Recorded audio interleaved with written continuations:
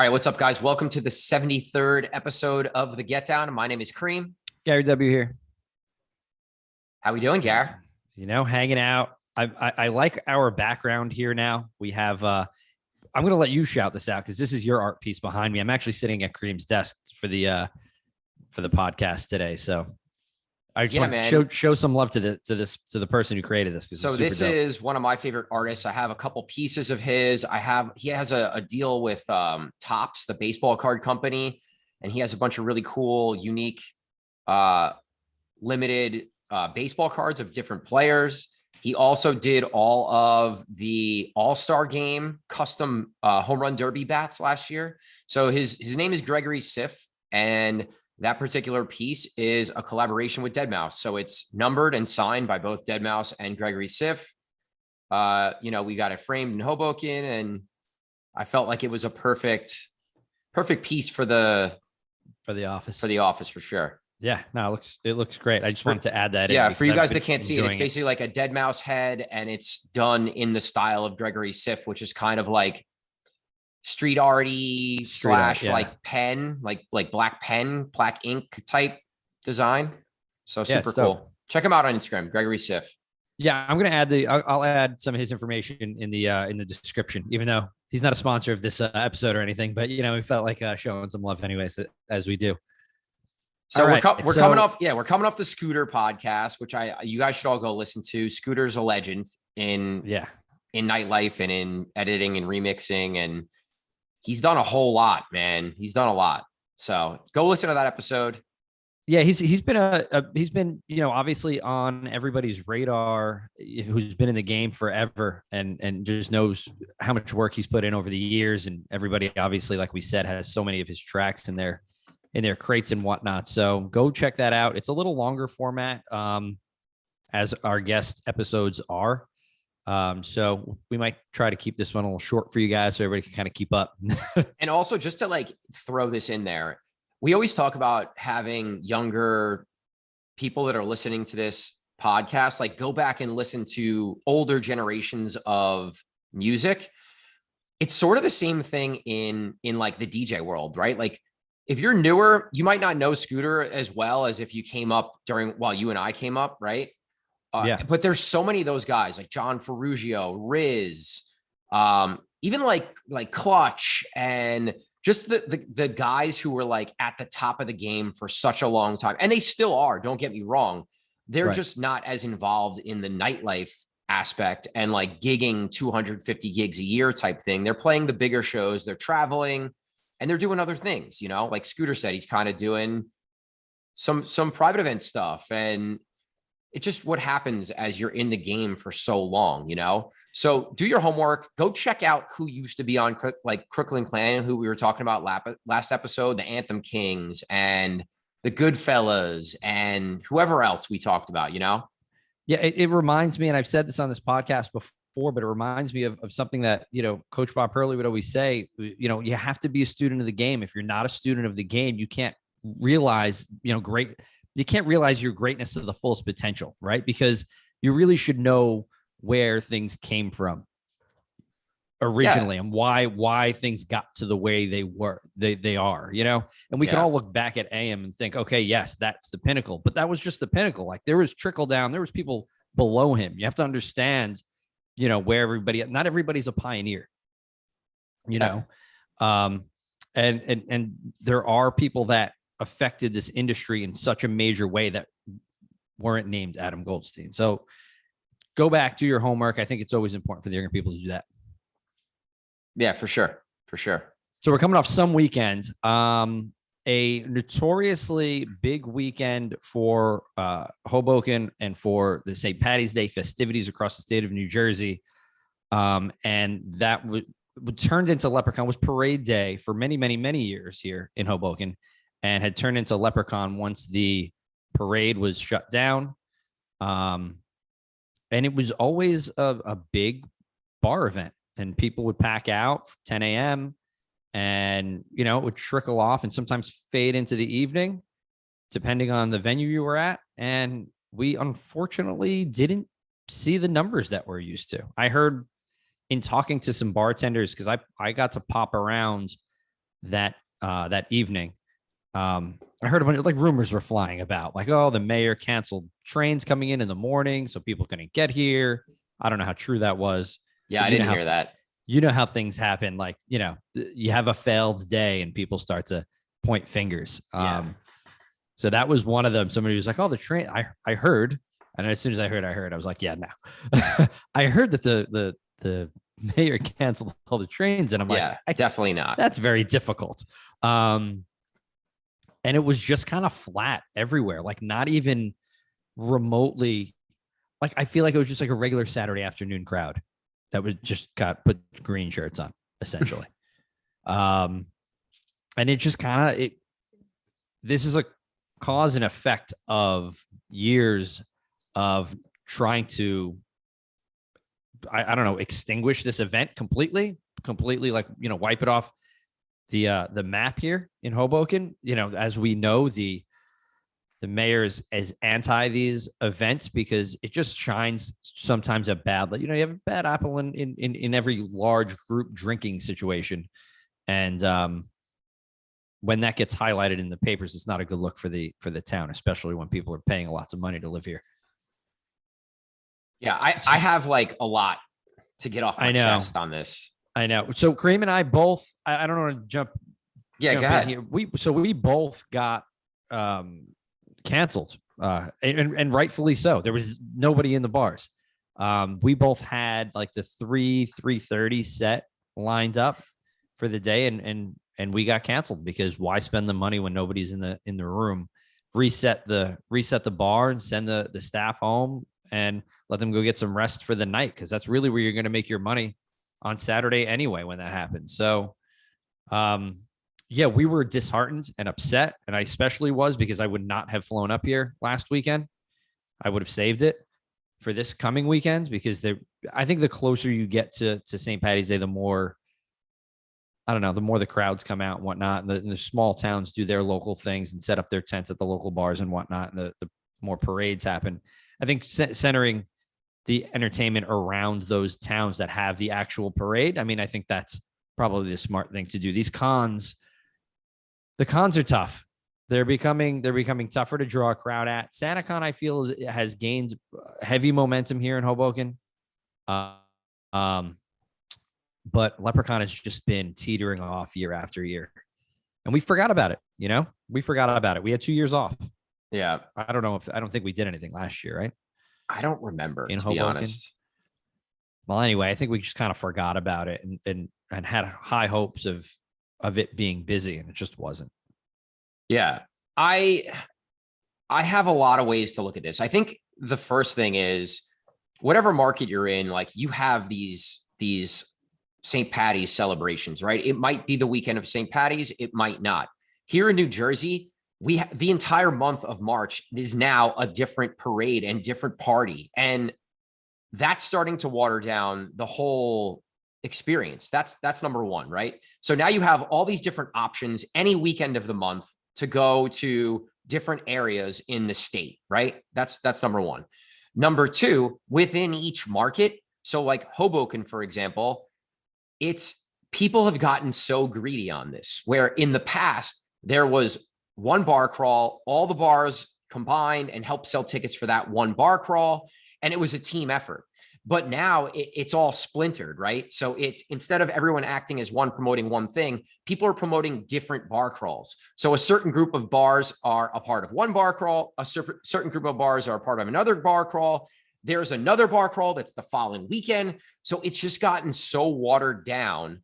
And it's because owners and promoters and they're greedy and they want to make money and they want to do their own thing so they can make the proceeds and not share it with a group of owners or venues. And that's a huge issue.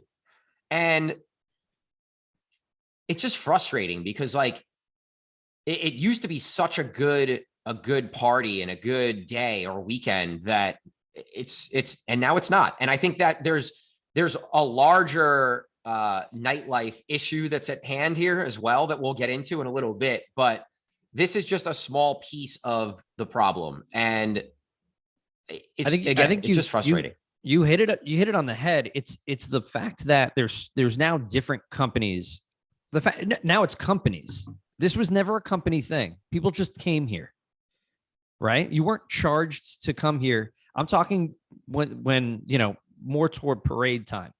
You weren't charged to come here. You're not charged to go to Belmar and go to the 3 spots or 4 spots that they have, right? That's not a bar crawl. You just go to the bars. Right. Same thing with Seaside. You just go to the bars. Morristown, just go to the bars. Hoboken became this like $50 cover to get into some right. shitty bar in Hoboken because it's a big day. No, well, they did the cover thing, but I'm saying that it wasn't corporate. It is now corporate to the point that there's different companies throwing these leprechaun bar crawl celebrations, as opposed to Morristown, where I'm just going to go to town and I know I'm going to get nailed on covers all day long, but I know every bar is going to be packed and it's going to be a great time. They're going to have their best talent on, whether it's a DJ or band. The bagpipers are going to walk through every single bar in town and just kind of give that St. Patty's feel and vibe. And like, that's what Hoboken has lost. It's become too money hungry. Like you said, it just set it up. Just have the day of one celebration, and all of these corporations have to come, or these little businesses, these bar crawl businesses should come together just to throw one big successful day, as opposed to one that fails and one like extremely mediocre event. Yeah. I'm interested to see, I'm playing another, like the Morristown one, which is another New Jersey market, which is probably 45 minutes from our home market.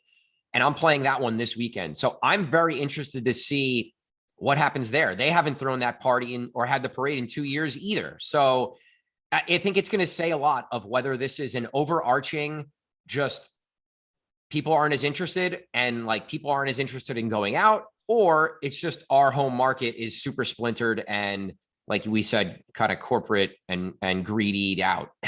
Well, let me tell you, because I did Morristown for, I don't know how long, 15 years in a row for St. Patty's Days. And gotten to know a lot of the old families of Morristown. Some of my friends out there are originally from there. And it's a family day there.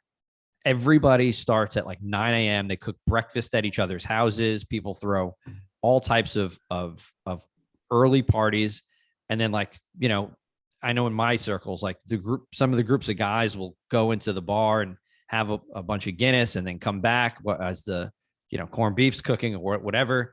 And it's more of a group event than a bunch of 21-year-olds now getting whacked because, Uncle, Phil or whatever is out there. He's getting whacked too at the middle of the day. But but that's what it is. That has more of a history behind it. If you go back, I'm not going to go into it now, but if you guys Google it, like check out Morristown St. Patty's Day history. It's pretty cool. It goes really, really, really far back. And I mean like early, like 1900s, 1800s kind of stuff. Yeah. It's really quite interesting. But I think that's the big difference between some of these towns and what Hoboken's really an anomaly in this whole thing. People came here for the parade and then they went to the bars, right? And then, like we said, it kind of turned into something else. And now it's got to reinvent itself if they want to try to do something. Yeah. I don't know. I've been alluding to it a little bit through our conversation of Leprechaun, but let me ask you the question of like, do you just think that the shine of nightlife and going out and being outside and not being locked at home has like worn off? It's completely worn off. I mean, it's starting to get nice up. Well, we had a couple days where it was like 70 degrees up here, right? And like people can go out and do other things, and people, it's kind of like this. There you have the mask off mentality for a while now, and it's kind of back to pre-pandemic nightlife normalcy, where it was you had to work to get people in your door. Where for a while there we didn't have to. So now we have to go back to being creative in trying to get people back into the nightlife scene. We will see an uptick as the spring hits, as it gets nicer, and you have these outdoor spaces that still may exist from pandemic times. The city's nice enough to leave some of those up.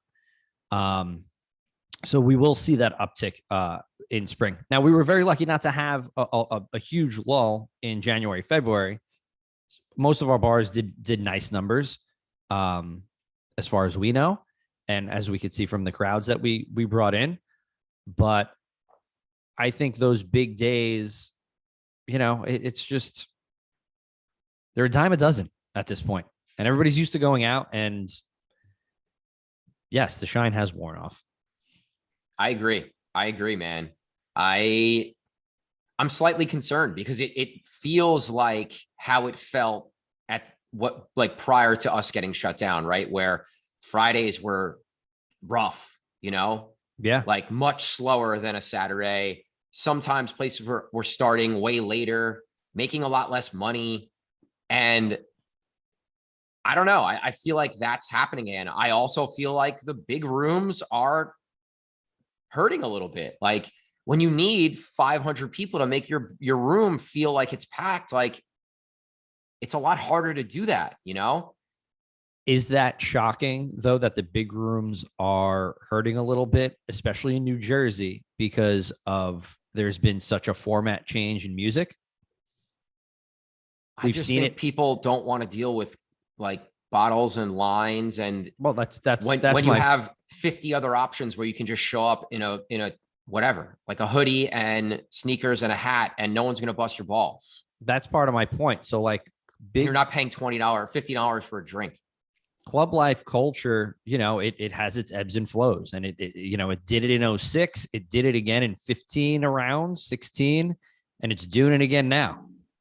It's yeah, house music is all, tech house is huge right now. Don't get me wrong, it's big, but not always in our market here in North Jersey. Certain rooms, sure, but not in all the rooms. It's not the predominant thing that people are listening to. I mean, I understand, listeners, that you guys hear this come out of our mouths constantly about, how open format's the thing again. But what happens then is that, the appealing rooms then change. The smaller rooms become more popular. The more laid back rooms become more popular because those bigger rooms are made for big house music, essentially. Yeah. It's the places in Brooklyn, that's never going to change. But that's what, if you're going to be a tech house DJ and you're going to be, into that whole scene, well, that's where you got to be. Like this over here, when this happens, our big rooms suffer, and our smaller rooms and bars and lounges become more prevalent in it, as far as the crowd is concerned. See, I think that's interesting because like Manhattan, New York City, which has been like a really rough market lately, I feel like there's been a little bit of a resurgence of some house music parties popping back up. Like obviously, like there aren't the huge rooms that there used to be, but we're seeing Rick Wonder go play some house sets on a Wednesday, Thursday night kind of thing. And there's some stuff in the LES that's trying to go real housey. So it's interesting, Are those, so probably the places that Rick are playing, like those are going to be bottle service places, right? For sure. Right. The LES places aren't. No, but they are like, they're just tiny little rooms that sell some bottles, and like they have 6 tables, 8 tables, but you could only fit 300 people in the room type thing, Okay. Yeah. Well, that's a notorious market for being a hip hop market, right? The New York City market. So for them to get a little different sounds, I mean, do you think Rick's a big part of that?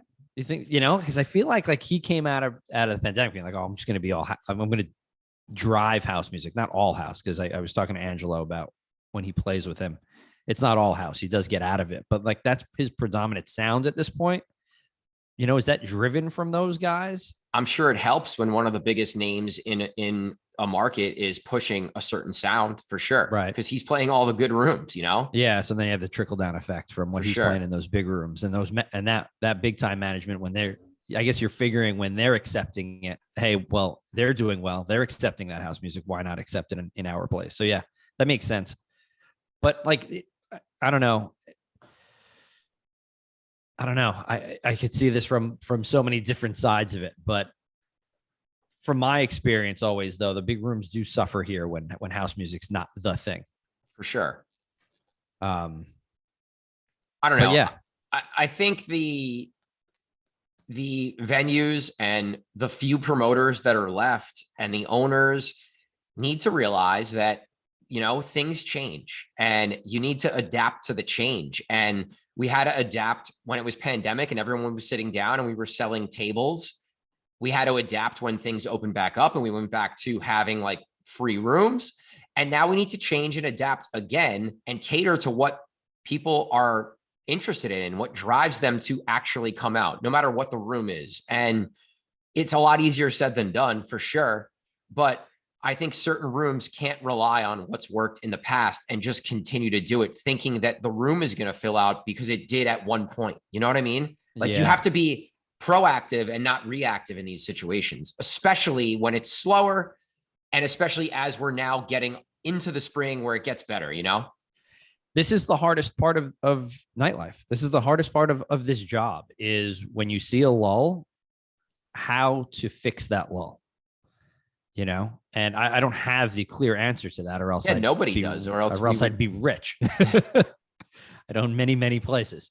But that it's the toughest part. And a lot of the times, and what we'll see is you'll see management and you'll see ownership lean on us a little bit more for promotion, and to try to just get people in the door.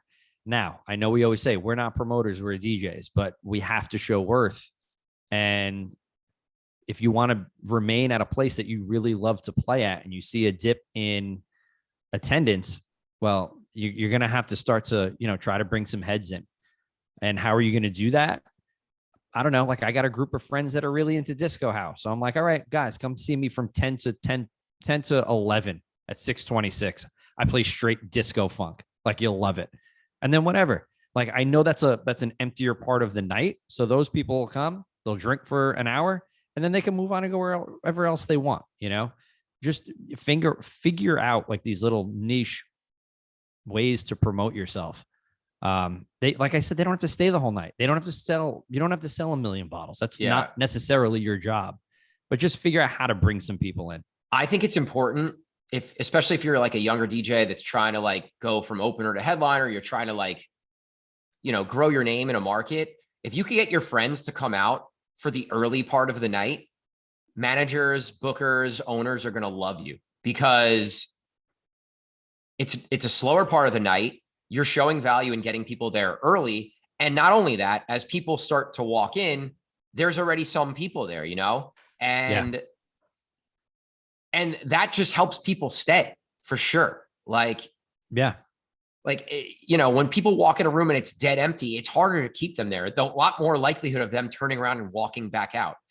So all of these venues in our conversations are like, well, how can we get people there earlier? Like, yeah, we're going to get people there at 11 or 12 o'clock to get on their tables or do whatever they're going to do, or just that's the peak part of the night. But how do we get people there earlier? And, we are booking a lot of venues, and there are certain DJs that book tables all the time and bring people out all the time.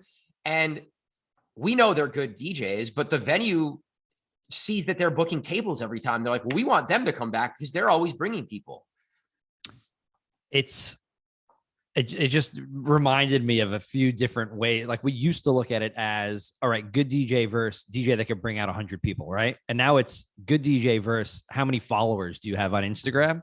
And now in these lulls, now you're battling all three of those things as management. It's like, is he a good DJ? Does he have a lot of followers on Instagram? So does it look good when I put him on my flyer? And then can he sell a couple bottles for me, especially like on a Friday night when we're a little slower? Yeah, it doesn't even have to be bottles. It's just getting bodies in the door. And I have these conversations with owners. I do a weekly call, and it's easier for me to push a younger DJ to then be a headliner on another night if I can say, hey, every time that this person's here, he brings his friends, or he sells a bottle, or he sells a table, or he has 15 people on his guest list. Like that's easy money. I can sell that all day. And then also on top of that, well, he's a good DJ or she's a good DJ, so in these slower times or in any times, DJs, if you're bringing people out, if you're selling things, make sure the people that are booking you know that you're doing these things, it's important. How do you advise younger guys that do this? How do you advise that they know that like ownership, and they know that, because like those guys don't know that you have a weekly call on a Tuesday or Wednesday or Thursday with X, Y, and Z owner. They don't know that. So how would you advise, like, so if I'm 21 and I just had 50 people come out and I sold 3 bottles, but the owner doesn't know that I did that. Like, so how would you advise that gets to the top? I mean, there's a few ways, right? Tell your friends when they get to the door and make sure that they're there for you. That's number one, right? Because the door person's going to know how many people are on the guest list, how many times someone says, I'm here for Gary W, you know, like, and that will then trickle down. And then also throughout your conversations with a manager, you know, if a manager pops into the booth and they don't even know who you are, you could just say, hey, you know, I have a table here. They're at whatever, XYZ. Just want to give you a heads up, just so they know, you know, you don't even have to make it be like, I brought all these people out. You just be like, hey, I have a table. Or you could work it into your conversation with the manager to let them know that you have people in the building. And that's important to do.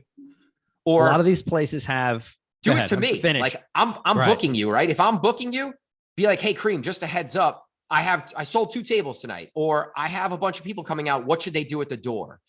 Like, even if they don't show up, it just shows that you are making an effort to try to get people there.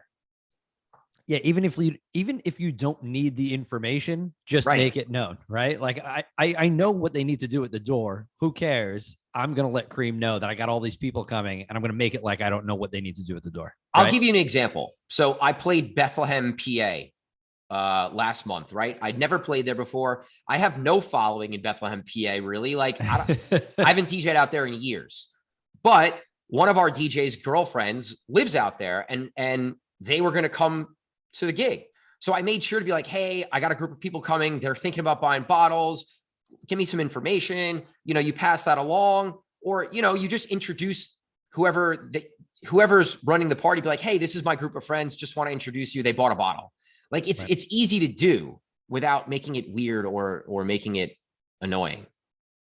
Yeah. I guess those days of, well, maybe they're not gone, but like checking off, like putting a tally next to people's names as they walk in the door, like old school, you know, Cream had 50 people here tonight. You know, they still do that in venues because I hear it on my call every week. Like, well, this promoter brought this many people on guest list. And I've been out of the promotion game for a long time. I didn't know that still went down. Stuff in New York City is going to be the same way, man. Like it just is. It's just part of what the game is right now. And you just have to understand how to play the game, you know? Yeah, for sure. A lot of those bottle service venues have bottle hosts, right? Like a bottle manager. So yes, like they should know that some of their tables that they're serving are coming from you. They should. So, you know, yeah, definitely like let that be known in some fashion. This doesn't just go for openers either. Like this goes for anybody. Yeah. Anyone trying to build and create a lasting relationship with a venue or a promotion group, this is important. If you're a headliner, like, yeah, you're not expected to bring people, but if you do, you should still make it known that you have sold tables, you brought people, you know? Well, let's talk about the opposite side of that coin. Let's talk about staff, like kind of shining a bad light on your venue. We saw this, and I'm not going to obviously call anyone out or the venue, but obviously we spoke about Lepracon. It was a terrible day across the board. It was the worst I've ever seen in 12 years of DJing in Hoboken. Places that were normally packed had quite literally 8 or 9 people in them. So you had a lot of room in front of you. And I saw multiple bar staff at multiple venues post pictures of an empty room. I don't know what the point of this was. My jaw dropped when I saw it. I was like, this is shining such a bad light on the venue that if I was the manager, you'd have a stern talking to, number one. And if I was the owner, you'd be fired immediately because that looks horrible on my place. Horrible. There's no way to cut it. Like there's no reason to do it. You're doing nothing but hurting the business. Right. In what way are you helping me by putting out content of an empty venue on a day that's supposed to be packed? Right. Because now when you're in that situation in real time, you don't know what the bar next door looks like most of the time. You don't know what the bar down the block looks like. I don't know if I don't want to, I'm trying to keep this vague because I don't want to keep this really regional. I don't know, like, 3 blocks away, like, is that bar packed? No idea. I could text somebody and they could tell me, oh, it's good. But this industry, it's all bullshit and it's all relative, right? Maybe they're not normally packed on that day and they are. So they're saying it's packed, but it's, not so good. Just stay off the social media thing when it's dead like that. There's no reason to post empty bar pictures, because somebody's going to go on there and be like, oh, that place is whack. I was planned on going there next week, but I'm not going to go like that. Yeah. That place looks like shit. You don't know who's looking at your stuff. It could be a noob that's never been here.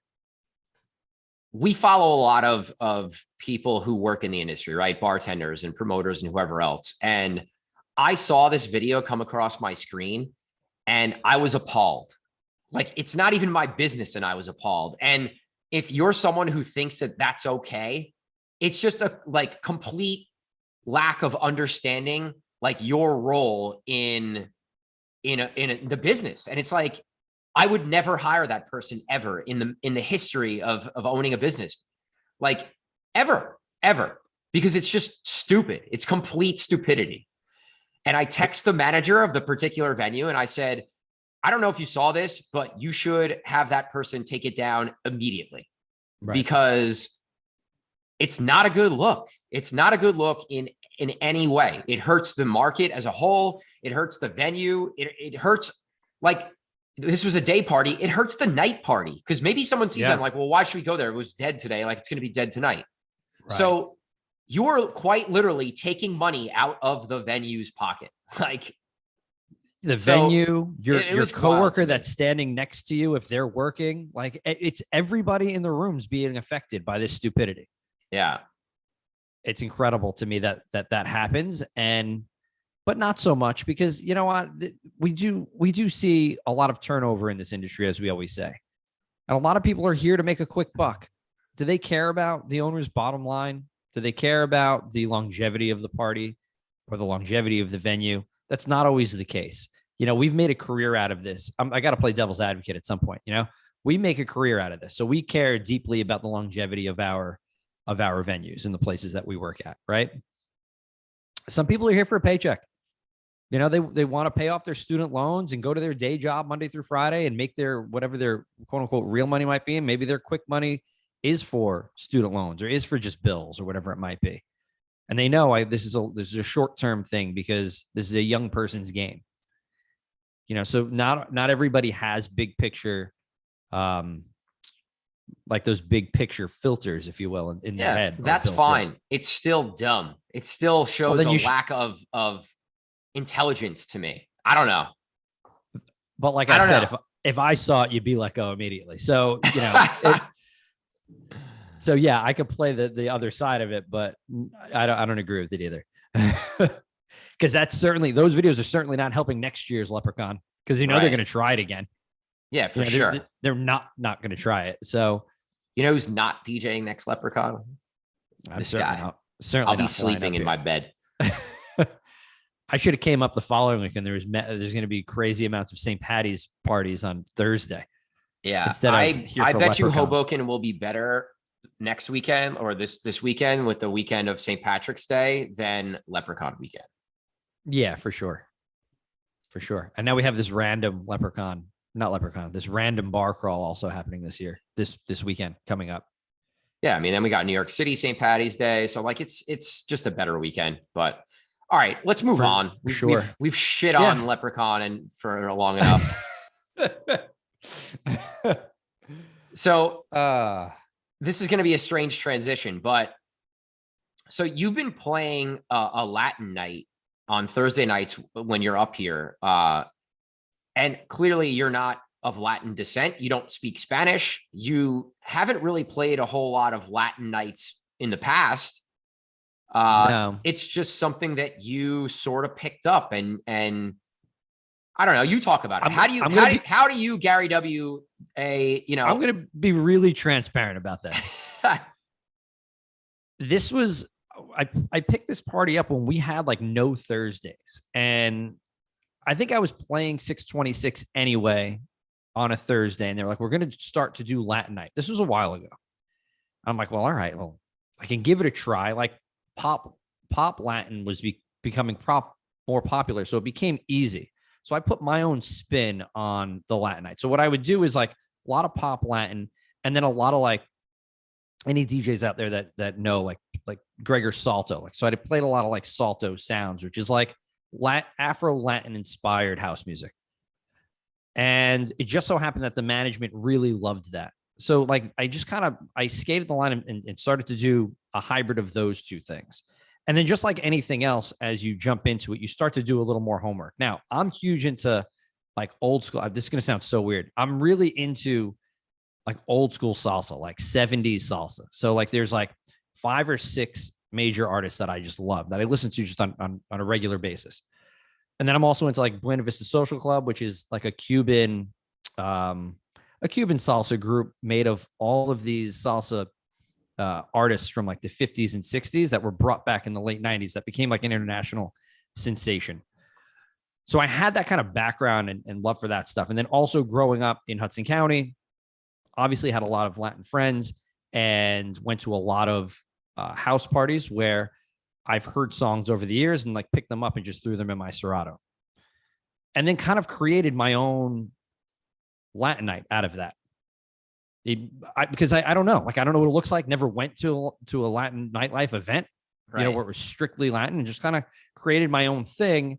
And then in talking to like the people that frequent the event, and we've built it up a lot now this current year in 2022, I think it's unique. So it has its own spin where it's still that Salto sound stuff a little bit, but then hitting every other genre that there is. I went to a Latin night on Sunday this past week just to kind of do some homework. And I really wanted to go out on Sunday night I haven't been like out to a nightclub that I didn't work at or a friend didn't work at in very, very, very long time. Yeah. So I was like, "Frig it, let's go to this place." One of our coworkers was like doing bottle service there.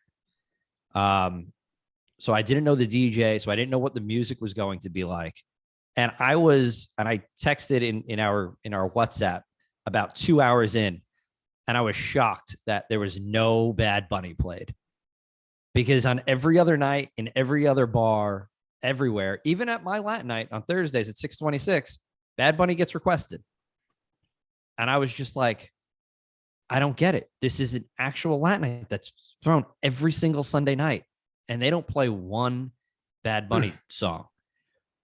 What were they playing? Like what styles? Like a lot of dembo, some guaracha, like a 15-minute salsa set.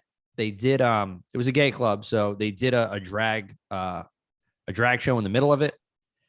But they really sat in like this in dembo a lot. The ironic part of that is when I play dembo and guaracha at 626, it doesn't go off. I can't hold the room with it. What I have to do is I have to switch genres every 15 minutes where I'm at. And that's kind of what they did when they did salsa, and they did a little bachata as well. But they only played 15 minutes of it like the whole night. And I left at 1. Now I don't know what time this party went to. It could have gone till 4 a.m., 5 a.m. Yeah. But I thought it was unique to walk into a situation like that and hear kind of what I think that no matter what Latin night you go to, just like no matter what, like how, like if you go to like a house night, like an open house night, like I think you can hear a different style and a different format no matter what happens. But it was unique to kind of sit there and listen to it and be like, well, am I doing a good job? Like, because I really don't know. Well, I think every room is different. And like the market that you were in is very different from the Jersey City market, I'd say. To be quite honest with you, it's our Thursday night crowd. It could very much be the same crowd. Really? Okay. Yeah. Yeah, it could be because it's still a gay night. It's still a gay nightclub. The Bad Bunny thing is surprising to me because it shocked me. Even though like, Bad Bunny is, to me, like it's him and Drake as the biggest artists out, period. Right. And I don't know. I feel like I was in Puerto Rico to go see Bad Bunny and it was like madness. There was like 5-hour lines to get in type thing. So I don't, my girlfriend loves Bad Bunny, like loves Bad Bunny so much. And You know, what's kind of funny. My friend that's the bottle person over at this place, like idolizes, like haircut, the works, everything Right. kind of So looks like like him. I don't think Bad Bunny's not played out. I don't think is he gone too mainstream for like I don't know. I don't know why that would be. That was weird to me. That could be the Yeah, DJ's just tired of it. decision to just not play pop. Yeah. You know, because for all I know, like maybe not one song that night was played was pop. Maybe it was all like this back end club stuff. Right. But since I'm not like fully invested in it, like I couldn't tell you, you right. know? I guess it also depends who's in the room because like, I don't know, Dembo is Dominican, right? Yeah.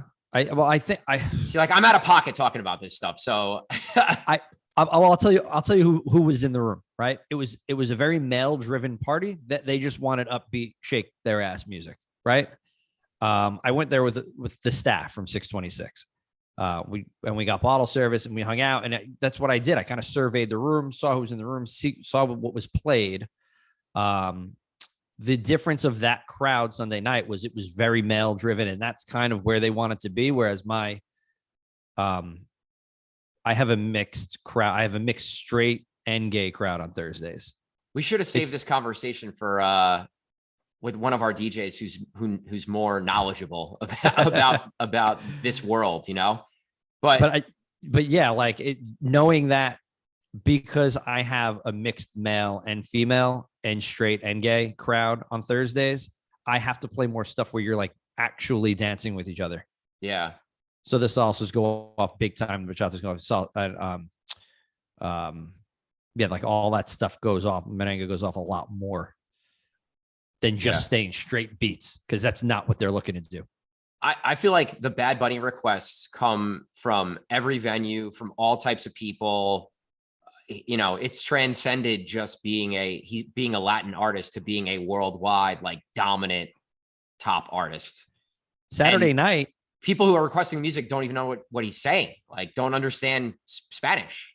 So like, yeah, Saturday night at the venue I played, though, I was counting, I think I had 13 Bad Bunny requests, and they were all made by Latin women, every single one of them. So I was just like, that's why I was coming off Saturday night going into Sunday, and I'm like, I'm just so confused. I just don't, when is he supposed to be played? When shouldn't he be played? And to be honest, it falls a little flat in my Thursdays. People will request it, and then it still falls flat. It fell flat on Saturday. I had 13 requests from him. It still fell flat. It was really strange. I think he's becoming an anomaly where he's too big to garner a reaction at this point. Like, oh, I'm not going to react because he's a little played. I don't know. Maybe. I don't know either, man. It's so strange. I think he's the boss and he goes off no matter what. But I enjoy his music in my rooms. Yeah. But just kind of like taking a step back here and talking more about you playing a genre of music that you might not know as well as some other ones. Like, we're all professionals, right? So if you do the homework and you do the prep and you talk to the DJs who are playing that style of music, and you can create a whole giant crate where you can play a whole night, like you can do it. I've done it. I've played rooms that are not necessarily, my forte of music, but you just figure it out and you do the homework. And as you're downloading music, now that you're playing that room, you start thinking about, well, what's going to work in this room and what's going to work in this other room, or maybe I could work this into my regular sets. And it makes you a more well-rounded DJ where now you can play more rooms. And it's just like anything else, right? It's just doing the homework. And if you're a DJ and you're a good DJ, you probably have a good ear. And when you're downloading, even if you don't understand what they're saying, you still understand that, okay, this is going to work. Like, the production is on point. The vocals, while I might not understand what they're saying, the delivery is on point, and it fits. It's going to fit in the room. And and then you go test it. And if it works, you play it again. If it doesn't work, then maybe you don't, Yeah. I mean, you could tell, like, if a vocal doesn't sound quite right over a certain beat, and be like, okay, pass, go on to the next one. A lot of what I like to do when I'm prepping for a blind event like that, or semi-blind event like that, would be scour the internet for like top 10 of every genre that I'm going to play within that, whatever genre you're playing, right? So if it's Latin, I want to check all of the different genres within that, check their top 10, make sure I have the top 10 of all of those songs, just because one of those is going to come up in a request. Yeah. Number two, find people that I know that like to go out to nightlife spots. Like, do I have a friend that likes to go to Latin nights all the time? Well, ask them what their favorite 10 songs are. Chances are one of those is going to have to be played, or multiple of those is going to have to be played. And just talk to people that are around that music a lot and just get as much information as possible. I think you can rely on the internet to an extent, and then you have to go into real life situations and talk to DJs that play that type of music, and then talk to the people that also go out and consume that music regularly. I think that's the best way to go about it. Yeah, and then I think you that's can't miss. I think that's a good place to wrap. Yeah, I agree. I like when we end in a little musical conversation. So that's a good place. For sure. All right. So just a little administrative. So you're going to hear this podcast next week. We got the homie DJ Dex from the Platform Mix. If you guys don't know who he is, check that out. He's got some cool stuff going on. We're going to get into it next week. What else we got going on, Gar? Oh man, front of mind right now is, guys, watch out for the meetup. We're trying to nail down a date right now, but watch out for it because there's news coming quickly and it's going to sneak up on us quite fast. And this one's going to be good. So watch out for any information coming across your socials. If you don't follow us, which you should be anyways, it's at Get Down DJ Group on Instagram. You'll get all your information there, I'm sure. Yeah. One other thing that I want to point out, we're work very closely with Digital Music Pool, DMP. And if you guys listen to the front end of the podcast, you hear the advertisement for what we have going on with them. If you click the link in our show notes or on our Instagrams and you sign up for DMP, you can get the first month for $9.99 to test it out. Moving forward, it'd be $24.99, but you can at least give it a run, see if you like it. If nothing else, you can go download a bunch of my edits and Angelo's and all the other exclusive artists that are on DMP. And our exclusive editors right now are putting out heat. And they set it up so you can search just by exclusive editors, which is pretty cool. So DMP, check it out. Click the link in the show notes, sign up for the first month for $9.99. Check it out. All you got to do is use that link or put cream in the promo code. So just wanted to throw that out there also. Definitely do that because I've sat here in this office and I've heard a couple fire edits be created. So definitely jump on there and download some stuff from our guys. We got a bunch of guys on there, so it'll be worth your while. Yeah, man. All right, guys. Thanks for checking out this episode. My name is Cream. Gary W. Peace. Peace.